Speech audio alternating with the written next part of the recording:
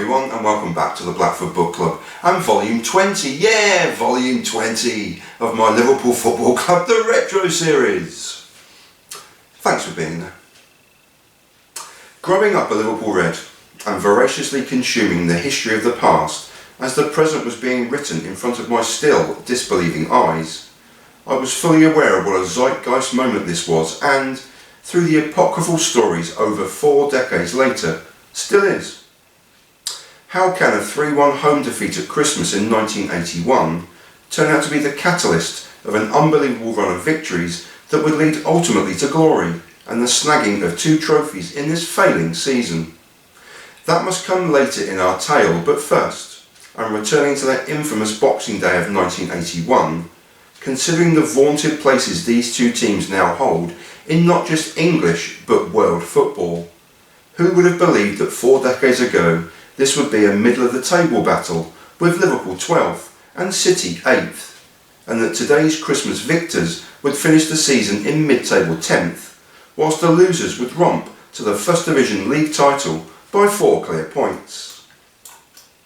As 1981 faded in a drunken fog into a new year of 1982, this was a mid-table battle of the European Cup holders and the beaten finalists from the FA Cup final. A thoroughbred team of European champions versus yet another of City's brave new dawns. 4 decades later, this fixture has now usurped their individual tussles with Manchester United as the defining match in the Red schedule. Over the past 4 seasons alone, these 2 Northwest football clubs have been separated at the end of the season by just 1 point and a handful of goals. Twice. As well as each romping to the title by a handsome margin when the other struggled. It's been a 2-horse race, and with mere days to go before the start of the 2022-2023 season, it's already over. The 9 footballing months ahead immaterial, and the only subject up for debate is the minor points margin that will separate these 2 teams come May 2023. On a typically white, pock-marked and bumpy winter Anfield pitch, the European Cup holders and hosts were still bedding in a number of changes to their team and throughout the spine of their team too. Veterans of past triumphs such as Phil Neal, Phil Thompson and Alan Hansen now had new signing Mark Lawrenson in defence and an unfamiliar left-back position, whilst Ronnie Whelan, Craig Johnston and Ian Rush were all trying to nail down permanent positions alongside older stagers such as locally born Sammy Lee and the Scotland greats of Graham Souness and Kenny Dalglish. On the other side of the ball, Manchester City were only missing Paul Power and Steve McKenzie from their Wembley FA Cup final defeat to Tottenham. England's Joe Covergan remained a stalwart in their goal. Kevin Bond and Tommy Caton marshalled the centre of their defence, and while Steve Kinsey was playing just his 2nd game for the first 11, new signing Trevor Francis assisted with an attacking trio of Asa Hartford, Kevin Reeves and Tommy Hutchinson. Although the opening 10 minutes was all Liverpool Red, and Craig Johnston in particular providing the attacking thrust and energy, the Blues of Manchester City would strike twice with their only chances of a dour first half, but only 1 goal would actually count. On 8 minutes, Steve Kinsey burst down the Liverpool defensive left before curling a perfect cross onto the forward-running head of Asa Hartford. His looping header beat Bruce Grobbelaar in the Liverpool goal, but for some reason, and on an afternoon of strange refereeing decisions, referee Richardson disallowed a perfectly good goal. But mere seconds later, it mattered not. Kinsey was again involved. This time his sharp cross should have been cleared by Liverpool captain Phil Thompson, but as he dithered on the ball, Asa Hartford stole in and quickly scored past Grobbelaar at his near post. It would be an infamous day to forget for the Liverpool captain, the defence he controlled, as well as his Zimbabwean-born goalkeeper, but at 1-0 down after just 9 minutes, his team would press, if a little unconvincingly, for an equaliser. Craig Johnston again was at the heart of everything positive from Liverpool, and their one true highlight yet again in this, his first full season for the Reds. As the first half wore on, he became more and more influential as Liverpool seemingly came closer and closer to an equaliser. First, Johnston's flick header from a Bruce Grobbelaar goal kick found Ian Rush bursting into the Manchester City penalty area.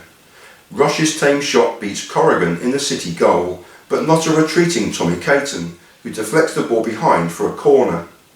Both Caton and his defensive teammate Ray Ranson are booked in the tempestuous first half, where their team mount no serious pressure on the Liverpool goal and are happy with their 1-0 lead.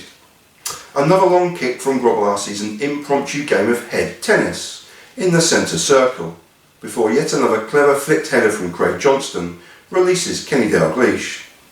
The Scotsman easily outfoxes a retreating Tommy Caton with a neat body swerve, but screws his left-footed shot way wide of the City goal.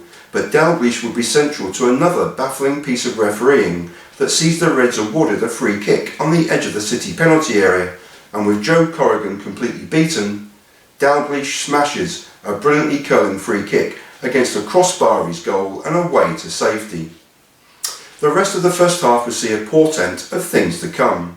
A Graham Souness shot inches wide from equalising the scores on the cusp of half-time, and a flapping, irrational and skittish performance from Bruce Grobbelaar in the Reds' goal.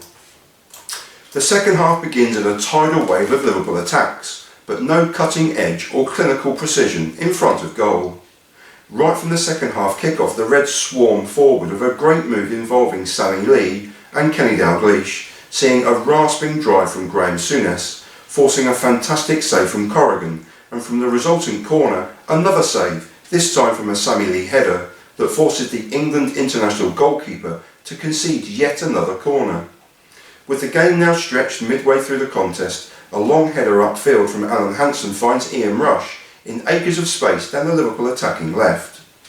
His square ball to Craig Johnston beats a retreating and panicked City defence, but the Australian international takes one touch too many, allowing Corrigan to race from his line and smother a tame shot that should have resulted in an equalising goal rather than yet another corner. Then the wheels fell off for Bruce Grobbelaar on this infamous Boxing Day afternoon he's no doubt long since forgotten. First he came rushing from his goal, as Brucey often did, and flapped at a cross he should have easily gathered, and with Steve Kinsey's goal-bound effort punched over the bar by Thompson, a penalty was awarded and dispatched in the corner of his goal by an ecstatic Tommy Caton. With a minute to go, Manchester City left their very best to last. Tommy Hutchinson was coolness personified on the ball in midfield, before releasing Ray Ranson on the right of midfield, who swiftly moved the ball with the outside of his right foot to the marauding and impressive Steve Kinsey. His near-post cross was deftly touched goalward by Kevin Reeves, but without any real power. However, the ball seems to squirm past Grobbelaar, against his near post, back against the prone goalkeeper and inside his near post. This would give rise to the iconic commentary of the time from BBC commentator Alan Parry, who remarked, "And Grobbelaar's misery is complete." In between these displays of high jinks and typical rash behaviour from Grobbelaar, Ronnie Whelan would pull a goal back on 85 minutes to reduce the deficit to 2-1. But Reeves' clinching goal said everything about this Liverpool team at the end of 1981. This defeat left the Reds in 12th place in the First Division League table, 1 place and 1 point behind their City neighbours Everton, and 9 points behind table-topping Swansea City. Their first game of 1982 set the tone for the next 34 games they would play in all competitions. They would travel to pace-setters Swansea and defeat them 4-0 in the FA Cup, and from these 35 total games in the second half of the 1981-1982 season, they would lose only 4 games, 2 league and 2 cup games, draw 5 and win a remarkable 26 games in all competitions, including the League Cup final at Wembley, and win their 13th First Division Championship title by 4 points from Ipswich Town in second place. The Reds' final league defeat of the season came in a shock 1-0 reversal at home to Brighton in March, when they were still in a distant 6th place. From there, they would win 11 league games in a row then draw 3 and win 2 of their final 5 league games to be crowned champions with a game to spare. This is why history teaches us not to give in, give up, or in today's vernacular, concede a league title at Christmas, especially if you're lucky enough to be bathed in the red faith of Liverpool. And that was volume 20 of Liverpool Football Club, the Retro Series, in support of my self-published book, Chasing the Impossible and the Sword of Damocles. It's the best book on Liverpool Football Club you're never going to read, but you can prove me wrong if you wish. It's nearly Christmas. Go on, treat yourself. You deserve it. I'll leave you in peace and in solidarity, and thank you so much for watching. Peace, everyone, and please be careful out there.